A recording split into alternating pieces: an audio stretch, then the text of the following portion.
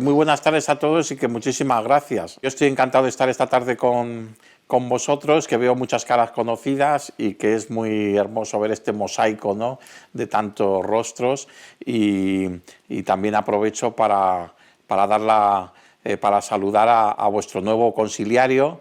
Bueno, le estaba diciendo a Mercedes que justo un ratito antes de que empezáramos me ha llamado por teléfono José Antonio Álvarez, obispo auxiliar de Madrid, para una cosa que tenemos mañana, y le he dicho que teníamos esta conexión y me ha dicho: salúdales a todos y a todas y diles que estoy con ellos y que me acuerdo mucho de ellos porque bueno, pues él también compartió con vosotros como viceconciliario. Bueno, pues para entrar ya en harina, mirad, yo me he atrevido a la hora de hablar de este tema que me pedís, la Iglesia en el siglo XXI, se me ha ocurrido añadirle como un título para dar una clave de contenido, y este título es menos es más, ¿no?, que como sabéis es un lema pues del estilo minimalista, ¿no?, en el arte, en la decoración, y aquí yo lo quiero aplicar a tres claves que el Papa Francisco ha dicho tantas veces de la Iglesia que él sueña, ¿no?, que es una Iglesia más pobre, más participativa y más misionera, ¿no? Una Iglesia más pobre, más participativa y más misionera, esos tres más suponen también tres menos, ¿no?, o muchos menos, ¿no?, que van unidos a esos más, porque sin esos menos es muy difícil que encontremos ese más, ¿no? Entonces, bueno, pues un poquito la idea de la exposición es la de ir jugando con estas dos palabras, la de menos es más y estos tres puntos, ¿no? Como veis, he preparado una presentación para que la podamos ir viendo y que nos pueda ir ayudando y que me vaya ayudando también a mí a ir pasando ir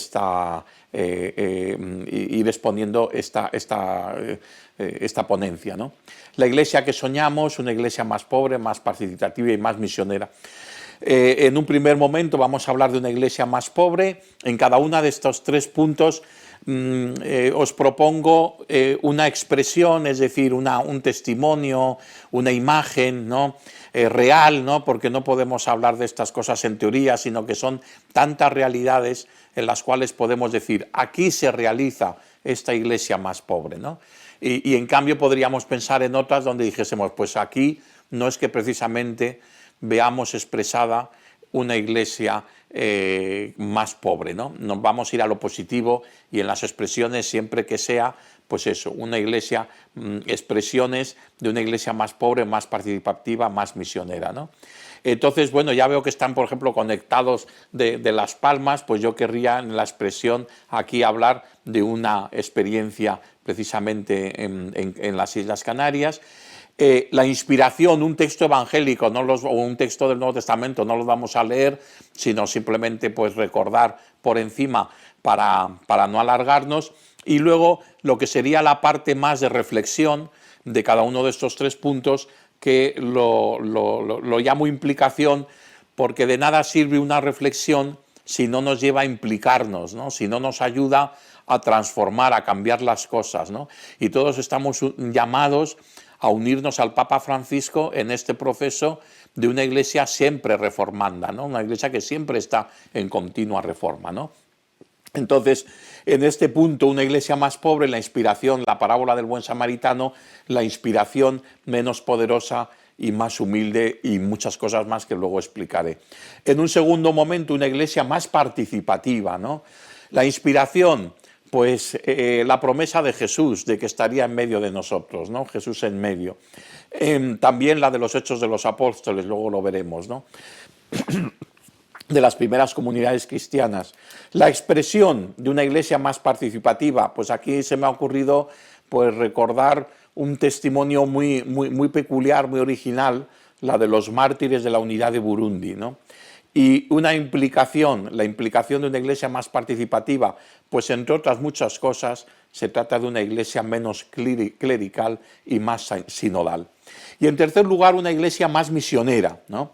Y aquí a lo mejor es donde tengo que dedicar un poquito más de tiempo de los tres, porque es tal vez donde estoy yo ahora más volcado en la misión que tengo como delegado episcopal de catequesis, también por la reflexión que llevo haciendo desde hace 2 años, pues recogiendo la experiencia de muchos años, la experiencia de mucha gente distinta, de muchas lecturas, y que dio lugar el año pasado a la publicación de un libro que tuve la oportunidad el miércoles de entregárselo en mano al Papa Francisco, y como es un libro de 700 páginas que se titula ¿Ha fracasado la nueva evangelización?, como pregunta, pues al Papa Francisco al entregárselo le dije, bueno, como ve, de momento este libro sirve como pisapapeles, ¿no? Porque con el peso que tiene, bueno, pues esa reflexión me ha ayudado sobre todo pues a plantear todo este gran desafío de una iglesia más misionera, ¿no? Entonces ahí la inspiración será ese texto de San Pablo en el Areópago ateniense, la expresión, la de una parroquia en Praga, la parroquia Santa Teresa de Calcuta, y la implicación, pues una iglesia menos autorreferente y más dialogante, y muchas otras cosas que ahora veremos. Vamos a ir entonces por partes. Empezamos por una iglesia más pobre. Inspiración, la parábola del buen samaritano, ¿no? Todos conocemos la parábola, yo simplemente quiero recoger aquí este final de Jesús, el que practicó la misericordia con él. Jesús le dijo, anda y haz tú lo mismo, ¿no? Cuando Jesús pregunta quién de estos tres personajes es el que realmente ha amado al prójimo, ¿no? Yo creo que una iglesia más pobre es una iglesia que se toma de tal modo en serio su llamada a vivir el mandamiento nuevo del amor, que no se queda contenta con una vivencia de este mandamiento parcial, mediocre, a medias, sino que es completo, como los proyectos de Manos Unidas, son proyectos completos, empiezan, se desarrollan, no se pueden quedar a medias, ¿no? Entonces, bueno, pues el gran proyecto, ¿no?, de la Iglesia es como un proyecto de Manos Unidas, es el gran proyecto de una humanidad renovada y una humanidad en la que reine, en la que se exprese el reino de Dios, reino de justicia, de amor y de paz, ¿no? Pero de un modo completo, no dejando las cosas a medias. Y para eso tiene que ser más pobre, ¿no? En el sentido más completo también de la expresión, que es al que ahora iríamos inmediatamente con después con la implicación. La expresión. Bueno, yo fui compañero de José Félix Hernández en el Seminario de Madrid, porque él estudió en el Seminario de Madrid, y él ahora es muy conocido en Gran Canaria como el cura Pepe, ¿no? Y él es presidente de esta fundación del Buen Samaritano de Gran Canaria. Es una realidad que sale todos los días en los periódicos, que todos conocemos, ¿no?, la de tantísimos emigrantes que llegan a las Islas Canarias. Y bueno, pues la experiencia del cura Pepe, ahí tengo una frase suya recogida que me parece muy interesante, ¿no? En migración no estamos haciendo las cosas bien porque solo tenemos que contemplar la realidad de la sociedad envejecida para saber que podríamos generar oportunidades a todos estos jóvenes, y egoístamente para mejorar la sociedad occidental con tan baja natalidad. Bueno, esta es una reflexión de una lógica apabullante, pero a mí lo que me duele de la situación actual es que una gran parte de nuestra sociedad española esto no lo entiende. Y lo que más me duele es que una gran parte o una pequeña parte de esa gran parte de la sociedad española va a misa todos los domingos. Entonces, a mí me duele que en nuestra comunidad cristiana todavía se extienda y se comparta una visión tan raquítica, tan irreal y al mismo tiempo tan insolidaria sobre esta realidad, ¿no? Una iglesia más pobre tiene que ser también una iglesia donde todos tomemos conciencia de estos grandes desafíos que los signos de los tiempos nos plantean, y que podamos afrontar estos desafíos además de ver la realidad como es, pues de juzgarla desde el Evangelio y no juzgarla desde parámetros ideológicos de cualquier otro tipo, ¿no? Entonces, bueno, a mí me parece que esta experiencia que él está realizando es una entre cientos de miles de experiencias en la vida de la Iglesia que nos muestran que cuando un desafío eclesial se toma en serio, pues gracias a la colaboración de muchos se llega a alcanzar, ¿no? Yo no os voy a leer aquí esto que tengo aquí, porque luego esta presentación la vais a poder tener presente, pero sí os quiero contar cuando José Félix, cuando yo le pregunté, pero a ver, José Félix, ¿cómo empezó todo esto de la Fundación El Buen Samaritano, ¿no? Y él me dijo, pues Manuel, pasó porque yo yendo a la parroquia desde mi casa todos los días había un semáforo, un largo semáforo de estos que se ponen rojo y que tardan muchísimo tiempo, y todos los días yo veía que al lado del semáforo, sentados en el suelo, había un grupo de adolescentes, de menores, de jóvenes africanos, pues de los que llegan, y un día dije, no puede ser, o sea, no puedo pasar de largo, ¿no? Y de ahí viene la idea del buen samaritano, ¿no? No puedo pasar de largo. Y entonces ya hice por aparcar el coche, me bajé, estuve hablando con ellos, les pregunté la situación en la que estaban, y a partir de ahí yo lo compartí en la parroquia y dije, yo no tuve que hacer nada. En las dos parroquias que yo tenía empezó a moverse gente, empezaron a unirse profesionales del derecho, asistentes sociales de distintos tipos, y se empezó a organizar una acogida, un seguimiento, una formación profesional para todos estos jóvenes, ¿no? Para mí lo importante es que creo que esta es la dinámica propia de una iglesia más pobre. Una iglesia más pobre es una iglesia en la que todos, en este caso un sacerdote, no pasa el semáforo, ¿no?, para ir a lo que tiene que hacer, que ya sabe que tiene que hacer, que es abrir el despacho parroquial o celebrar unas misas, sino que es capaz de aparcar el coche, bajarse, y hablando con estos jóvenes, pues eso le cambió la vida, ¿no? Yo creo que es un ejemplo de tantas cosas que desde Manos Unidas bien conocéis, tantos ejemplos de este tipo en todo el mundo, ¿no? Bueno, pues yo creo que esta es una iglesia más pobre, ¿no? Paso directamente a algunas claves de esta implicación, ¿no? Y aquí quiero hacer este juego de palabras en las implicaciones, en las tres implicaciones de una iglesia más pobre, más participativa y más misionera, con estas dos palabras del menos es más, ¿no? Una iglesia más pobre significa una iglesia menos poderosa y dependiente del poder político, económico y cultural, ¿no? Yo creo que esta es una losa que llevamos, bueno, pues prácticamente en la historia de la Iglesia, desde Constantino, ¿no? Desde el año 300, ¿no? Cuando se convierte el emperador Constantino, pues claro, no, digo yo, pues está muy bien que se convirtiese y hizo mucho bien para la Iglesia, sin duda, pero al mismo tiempo abrió a la Iglesia una etapa donde la tentación del poder tomaba una fuerza que hasta ese momento, en los 300 primeros años de la Iglesia, nunca había llegado, ¿no? Porque claro, si el emperador se convierte, el imperio se hace cristiano, entonces tenemos un problema.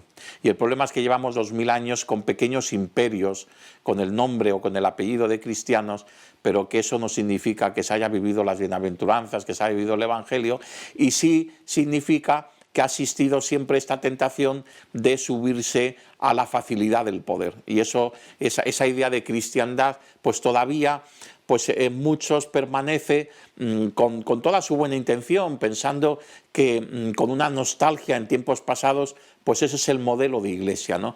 Cuando una iglesia que dependa del beneplácito del poder, ya sea político, económico o cultural, eso, bueno, pues puede dar un barniz, ¿no? Podemos hacer como una bendición, ¿no? Externa del mundo, pero bendecir el mundo externamente no significa transformarlo, ¿no? Y ponerle un apellido no significa que hacerlo cristiano, ¿no? Entonces, bueno, pues una iglesia menos poderosa y dependiente del poder político, económico y cultural. Yo creo que en esto estamos todos.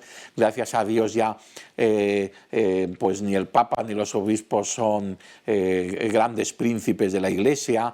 Gracias a Dios los más importantes laicos en la vida de la iglesia no son los que tienen la cartera más llena o los que tienen más influencias o los que tienen, sino que cada vez más pues somos entre todos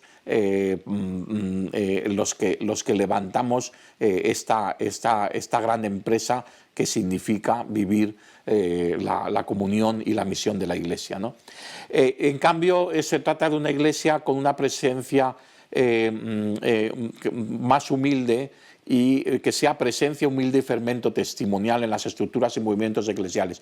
He querido recoger estas dos expresiones porque en los años 60, 70, después del Concilio Vaticano II, hubo una cierta polémica, ¿no? Un poco como que se dividía los criterios, sobre todo de tipo pastoral, ¿no? Sobre una imagen de iglesia que fuera más de presencia, una presencia más explícita, una presencia más digamos, profética en el sentido de denuncia, una presencia más visible, ¿no? Y en el otro lado una idea más de fermento, de estar escondidos, de estar como el fermento en la masa, de estar un poco lo que fue esa gran figura que ahora ha sido canonizada de Charles de Foucault, ¿no? Bueno, yo creo que esta era una dialéctica absurda, ¿no? Era una dialéctica absurda porque la verdadera presencia es siempre de fermento, y el verdadero fermento, de algún modo, cuando Dios quiere, se convierte en presencia explícita, ¿no? No hay que provocar la presencia, sino fomentar el fermento, pero tampoco hay que evitar que el fermento se convierta en presencia, ¿no? Y la presencia, sobre todo cuando es profética, es necesaria, ¿no? Entonces, y eso en Manos Unidas lo sabemos muy bien, ¿no? Entonces, bueno, pues una iglesia menos poderosa, en cambio, más presencia humilde y más fermento testimonial. Lo importante es que la presencia sea humilde, no sea una presencia de aquí estamos nosotros, ¿no? Y aquí estamos nosotros para combatir este mundo y quejarnos de este mundo. No, aquí estamos nosotros, entre otros muchos. Levantamos la mano, tenemos una palabra, tenemos algo que ofrecer, ¿no? Pero, y el fermento, ¿no? Con el testimonio, ¿no?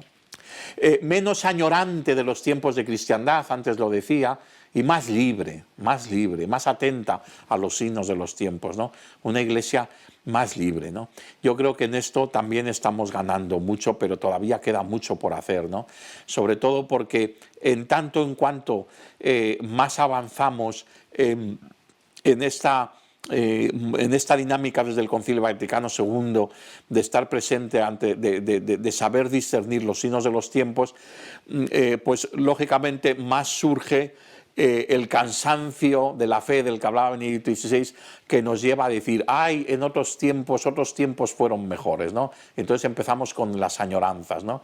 Cuando la Iglesia, decía el cardenal Newman, que una Iglesia que se casa con el espíritu de su tiempo tiene la tentación de quedarse sucesivamente viuda, ¿no? Porque si te casas con el espíritu de cada tiempo, por definición el espíritu de cada tiempo cambia, ¿no? Una Iglesia añorante es una Iglesia que sigue casada con el espíritu de otro tiempo, ¿no? Y eso no, hay que tener esa libertad de decir, eso lo decíamos ayer, eso lo hacíamos ayer, hoy es otra cosa, ¿no? No vale lo de siempre se ha dicho así, ¿no? Que nos recuerda tantas veces el Papa Francisco. Y luego, sobre todo, que no sea añorante pues, de esa cristiandad, ¿no? Que no sea añorante pues, de eso, de que lo importante es que en los organismos públicos, en los estamentos sociales y culturales, pues aparezca las raíces cristianas, la herencia, querer reivindicar, no sé, querer reivindicar un nombre, ¿no? Cuando el único nombre que nos tiene que importar es el nombre de Jesús, ¿no? Y que el nombre de Jesús llegue, pero que llegue para ser acogido y entendido con el testimonio de Jesús, ¿no? Bien, una iglesia menos pretenciosa y más generadora de comunidades creativas y significativas, aunque minoritarias en una sociedad plural, ¿no? Esto también es muy importante, ¿no? Menos pretenciosa. No tenemos tenemos que reconocer la realidad. Estamos en un proceso de secularización larguísimo. Yo dedico en ese libro todo un primer capítulo a analizar toda esa realidad, ¿no? Es verdad que la secularización no es un movimiento que vaya de un modo automático de la pérdida de la fe, de la fe a la pérdida de la fe, no.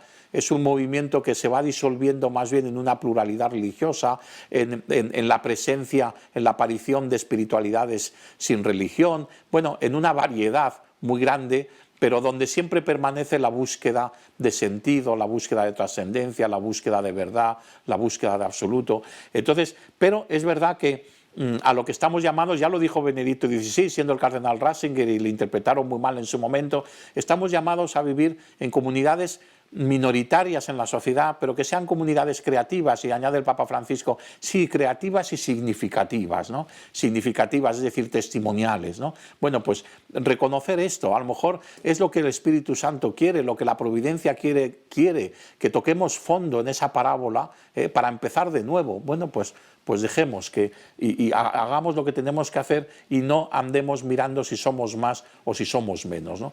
Una iglesia menos eurocéntrica y más volcada a sus periferias geográficas. Estamos ahora aquí todavía en las periferias geográficas. Yo creo que los viajes del Papa Francisco son el mejor ejemplo de esto, ¿no? Él decidió desde el primer momento que sus viajes no fueran a lugares donde está muy arraigada la vida de la iglesia, sino precisamente allí donde la iglesia es minoritaria, que normalmente son lugares del tercer mundo, lugares más pobres, lugares de misión nacientes, y ahí son los viajes que él ha preferido estar, ¿no? De algún modo él ha querido significar con esa fotografía del Papa en el mundo esta nueva imagen de la iglesia que se hace presente en aquellas periferias geográficas de nuestro mundo y no en una iglesia eurocéntrica, ¿no? Ya el hecho de que los últimos papas no sean italianos, de que ya tengamos un papa que ya no es europeo, pues ayuda a descentralizar. Yo suelo contar que, al menos en la iglesia en España, todos sabíamos, desde los años 70, 80, todos sabíamos que documentos y las asambleas plenarias en América Latina, de Puebla, de Medellín, realmente era una revolución después del Concilio Vaticano II. Pero lo sabíamos los españoles porque estábamos más cerca, pero muchas partes del mundo, Puebla, Medellín, Santo Domingo, no sonaban a nada, ¿no? Y la mitad de los católicos del mundo estaban viviendo el entusiasmo misionero de esas asambleas del episcopado latinoamericano. Bueno, pues ahora con un papa latinoamericano o hispanoamericano o iberoamericano, como lo queramos llamar, hemos, digamos, trasladado el centro que estaba en Europa, lo hemos trasladado, o hemos dejado que el centro se mueva por toda la geografía, ¿no? En este sentido, yo creo que estamos ahí.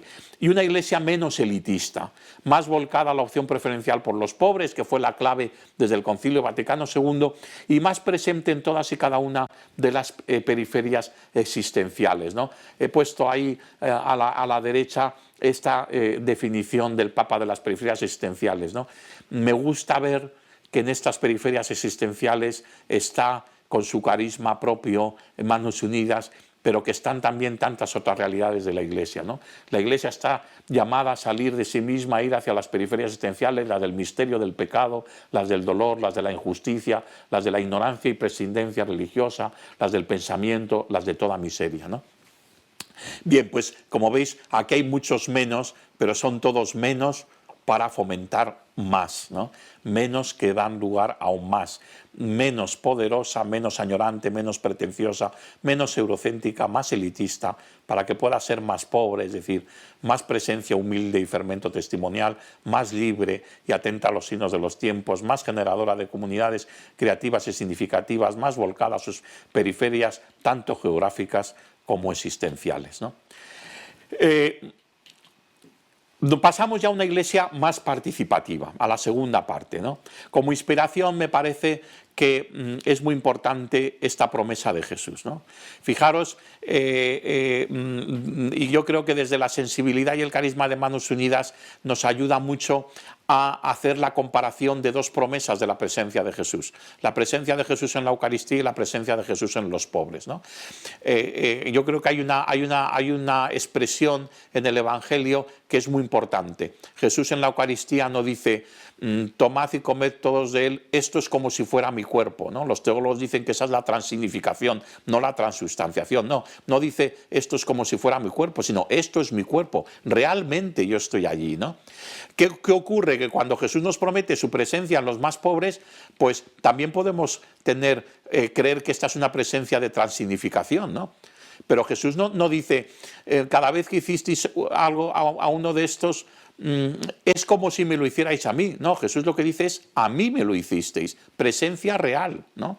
Bueno, pues hay una tercera presencia que también es real. Jesús no dice: donde dos o tres estén reunidos a mi nombre, es como si yo estuviera en medio de ellos, ¿no? Jesús dice: yo estoy en medio de ellos, ¿no? Y aquí tenemos una riqueza en la Iglesia maravillosa, ¿no? Que es la riqueza de que cuando nos unimos en nombre de Jesús, ya no somos un grupo de personas que vamos cada uno a lo suyo, que cada uno quiere imponer su idea, que cada uno quiere dirigir, sino que buscamos lo que Dios quiere, buscamos la inspiración del Espíritu, buscamos la presencia de Jesús en el otro para que me ilumine a mí, cada uno en el otro. Y por tanto buscamos la presencia de Jesús en medio de nosotros, que nos ayude Él en medio de nosotros a discernir, ¿no? Esta presencia de Jesús en medio de nosotros es la clave de la sinodalidad, ¿no? Es la clave de una iglesia más participativa, ¿no? Lo mismo podemos decir de lo tenían todo en común, ¿no? Los creyentes vivían todos unidos y tenían todo en común de los Hechos de los Apóstoles, ¿no? Porque claro, tenerlo todo en común significa tener en común la vida del espíritu, tener en común la vida del alma y tener en común pues todo lo que tenemos en nuestras manos. Por tanto, una iglesia mucho más solidaria, ¿no? Entonces, bueno, pues ahí tenemos todo un secreto de una iglesia más participativa. El ejemplo que os ponía de los mártires de Ruanda a mí me impresiona mucho, porque fijaros, hay muchísima gente, y desde Manos Unidas lo sabemos muy bien, hay muchísima gente que da su vida, sobre todo en lugares difíciles, en lugares donde la vida no vale nada, como son tantos lugares en el tercer mundo, y dan su vida, ¿no? Dan su vida por el Evangelio, dan su vida porque saben que su testimonio es peligroso y su testimonio es muchas veces visto como algo que los poderosos no lo aceptan, y por eso tenemos tantos mártires entre los misioneros, ¿no? Y tantos mártires entre los voluntarios, ¿no? Pero en este caso os voy a hablar de unos mártires que son distintos, pero que en el fondo su martirio es igual, en el sentido más profundo, porque es el martirio de la fraternidad, es el martirio de la unidad. Se trata de unos seminaristas. El 30 de abril del año 1997, a las 5:30 de la mañana, un grupo de hombres armados irrumpe en el seminario de Buta. Instan a los seminaristas a separarse por etnias, los hutus a un lado y los tutsis a otro. La amenaza está en el aire. Uno de los dos grupos raciales será asesinado. ¿Y qué es lo que ocurre? Pues que aquellos jóvenes eran casi todos preadolescentes y adolescentes seminaristas, ¿no? Y no tuvieron ninguna duda. Dijeron que ellos no se separaban, que ellos eran un solo seminario, una sola iglesia. Ellos estaban unidos, no se separaban. Y eso hizo que, pudiéndose salvar la mitad, pues los mataran a todos. Sobrevivieron 2 o 3 porque en la ráfaga de las metralletas pues no les alcanzaron en zonas vitales del cuerpo y los dieron por muertos. Y por eso ellos luego nos pudieron contar lo que había ocurrido, ¿no? Me parece que es un testimonio, lo llamó el Papa Juan Pablo II, San Juan Pablo II lo llamó los mártires de la unidad, ¿no? Yo creo que esto es entender hasta el fondo lo que significa la comunión en la iglesia, lo que significa la unidad, ¿no? Lo que significa la verdadera participación, ¿no? Estos sí que supieron participar hasta la última gota de su sangre, ¿no? La implicación de una iglesia más participativa. Bueno, pues una iglesia más participativa, lo primero que todo es que tiene que ser una iglesia menos clerical, del autoritarismo estructural al abuso escalonado, ¿no? Se ha estudiado mucho ahora con todo el fenómeno de los abusos en la iglesia, que para llegar a los abusos de tipo sexual antes se ha pasado por los abusos de conciencia, por los abusos de poder, ¿no? Claro, hay un problema aquí estructural, no es simplemente un problema moral de no llegar a un extremo, es que antes hay un problema estructural. En las ámbitos en los que la Iglesia ha crecido y se ha desarrollado con un fuerte clericalismo, entonces, claro, pues lo que dice el sacerdote va a misa, ¿no? Y el sacerdote que dirige las conciencias, que dirige, eso tenemos que acabar con ello para siempre, porque eso ni está en el Evangelio, ni está en los padres de la Iglesia, ni está en la verdadera tradición de la Iglesia, ¿no? Ese autoritarismo estructural, ¿no? En cambio, una Iglesia menos clerical y más, como es el lema que puso el cardenal Osoro en la primera consulta sinodal que hizo en la diócesis de Madrid, una iglesia más de todos con todos y entre todos, ¿no? Bueno, pues porque todos somos iguales en la Iglesia desde el bautismo. Esto supone, por supuesto, la importancia del despertar de los laicos, del papel de los laicos, de la misión de los laicos, ¿no? Siempre se ha dicho en la vanguardia de la vida de la Iglesia, y yo siempre digo en la vanguardia y en el centro y en la antesala y en todas partes, ¿no? O sea, que aquí estamos todos en todas partes, pero evidentemente, ¿no? Entonces, bueno, yo creo que vamos avanzando también en esto, ¿no? En una iglesia menos clerical. Estamos ahora celebrando el sínodo sobre la sinodalidad. Dios quiera que podamos ir avanzando, ¿no? Menos uniformidad y más unidad en la pluralidad, ¿no?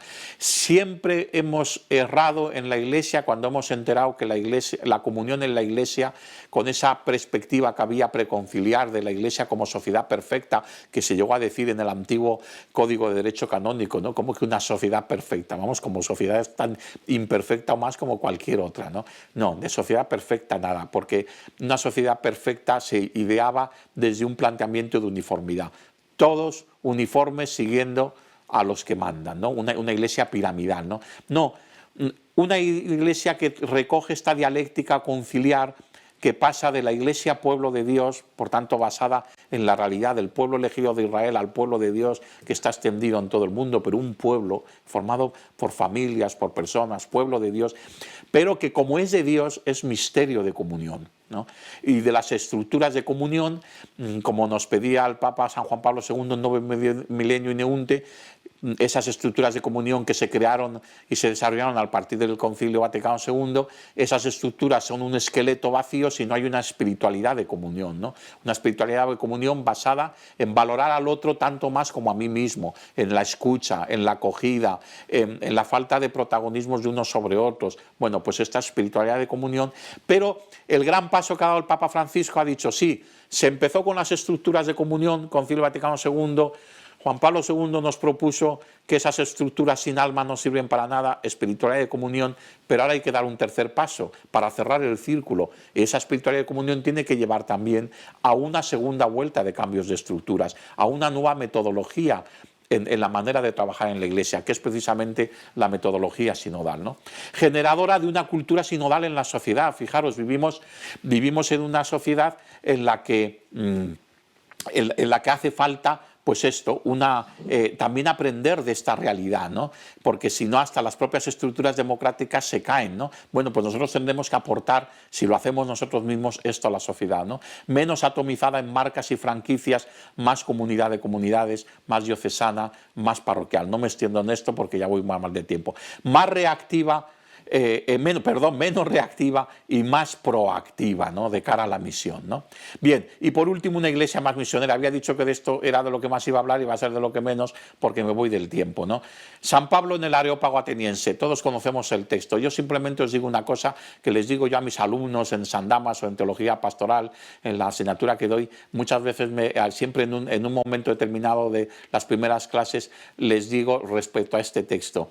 Digo, o sea, parecería que muchos hubieran entendido que San Pablo lo que tenía que haber hecho es haber llegado al Areópago y haber dicho, a ver todos esos dioses que tenéis ahí, sois unos idólatras, todos esos dioses son dioses paganos, yo vengo aquí a anunciaros al Dios verdadero. Pero San Pablo no dice eso. San Pablo lo que dice es, veo que entre todos estos dioses que tenéis una estatua del Dios desconocido, de este os vengo a hablar yo. Es decir, está buscando un punto de encuentro, un punto de diálogo. Este es el diálogo fe-cultura, el auténtico diálogo fe-cultura, ¿no? Un diálogo positivo, ¿no? Entonces, bueno, pues luego habla incluso de los poetas, bueno, y se nos dice al final pues que hubo conversiones.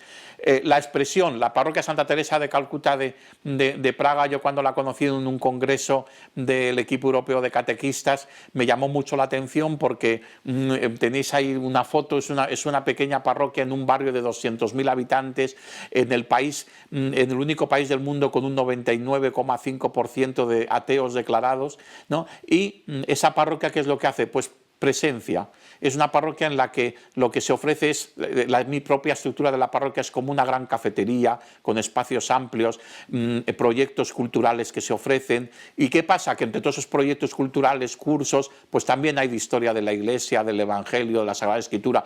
Cuando ya los que han ido han hecho todos los demás cursos, pero se sienten en casa, terminan haciendo los de fe. El resultado, nos decía de la catequesis el párroco, pues que habrá como unos 15 o 20 niños en catequesis, pero hay 15 o 20 no adultos, sino grupos de adultos, de catecumenado de adultos. ¿Por qué? Pues porque realmente en medio de esa sociedad, pues esa presencia de la Iglesia amable ha traído, ¿no? Bueno, pues yo creo que esta es un buen testimonio, ¿no? Paso aquí todas estas explicaciones y paso a la implicación de un modo muy rápido. Una iglesia más misionera es una iglesia menos autorreferente y autocomplaciente y más dialogante. Diálogo, fe, cultura, no confrontación, fe, cultura. No confrontación. No existe la cultura cristiana. Existe la fe cristiana que se inculturiza en todas las culturas con las que se encuentre. En unas les será más fácil, en otras más difícil. Hay que hacer el discernimiento paulino, examinarlo todo y quedarse con lo bueno, pero siempre diálogo fe-cultura, una fe inculturada, tanto en las culturas autóctonas, que bien sabemos con el testimonio de tantos misioneros en Manos Unidas cómo se produce este diálogo fe-cultura, como en la cultura global y mediática que de algún modo nos engloba a todos, ¿no? ¿Qué fue del atrio de los gentiles propuesto Benedicto XVI, ¿no? Cuando él nos propuso, nadie le entendió, y menos los que tanto decían ser discípulos suyos, ¿no? O fieles a su... Bueno, pues él nos decía, no, hay que sentar en la vida de la Iglesia, hasta en el discernimiento sobre el futuro de la Iglesia, hay que sentar a los no creyentes con nosotros, porque también a ellos el Espíritu Santo les puede decir muchas cosas que a lo mejor nosotros no estamos preparados para escuchar, ¿no? Acogida y diálogo con los cercanos, los alejados y los lejanos, entender esta relación con el mundo, primero personal, no relacionamos con la sociedad, nos relacionamos con personas, y luego estas personas no son ni ateas, ni agnósticas, ni creyentes, ni no creyentes, son más cercanas a nosotros porque han tenido más contacto, más alejadas porque estaban con nosotros y por alguna razón se han alejado, o más lejanas porque nunca nos han conocido. Esas son las categorías, y de esas categorías lo que se produce es que tanto desde ellos como de nosotros se trata de acercarnos, y en ese acercamiento que sea lo que Dios quiera, ¿no? Entonces esa es la gran misión de la Iglesia, una Iglesia menos transmisora de la fidus quae, es decir, de la confesión de la fe, del credo, que también es importante, pero más transmisora por contagio, nunca por proselitismo, de la fidus quae, es decir, de la fe testimoniada, de la fe que es confianza en Dios, de la experiencia de la fe, ¿no? Menos propositiva de megarrelatos y de cosmovisiones infranqueables, y más provocativa de caminos de búsquedas vitales, de microrrelatos, de experiencias concretas, ¿no? Menos baluarte de exigencias moralizantes y más propositiva de un primer anuncio querigmático y un acompañamiento iniciático y mistagógico, es decir, una iglesia que anuncia con humildad y con el testimonio y que acompaña, que no deja a las personas solas, sino que las acompaña en todo ese proceso del encuentro que ha tenido con ellas, y con una jerarquía. Lo primero es el encuentro con Jesucristo, ¿no? Deus Caritas es número uno, ¿no? La experiencia cristiana es el encuentro con una persona, no una moral, no una ideología, el encuentro con una persona, ¿no? Bien, y menos impactos sin procesos, ¿no? Estamos acostumbrados ahora en la Iglesia a tantas iniciativas que son grandes impactos emocionales, ¿no? No, cuidado. Menos impacto sin procesos y sin persuasiones coercitivas, que esto sería muy peligroso, y se está abriendo la veda de esta realidad muy peligrosa en la vida de la Iglesia, y más procesos que surjan del asombro, procesos que tengan un impacto, pero que el impacto sea el impacto que todo ser humano está deseoso de tener cuando se asombra ante algo que va más allá de sí mismo, ¿no? Menos lenguajes crípticos, discursivos, impersonales, infalibles, y más lenguajes abiertos, narrativos, testimoniales, evocativos, ¿no? Bueno, pues esto es un poco lo que yo he querido compartir con vosotros, que me he pasado del tiempo y evidentemente daría para desarrollar mucho más, pero yo creo que como claves generales es suficiente. Muchas gracias.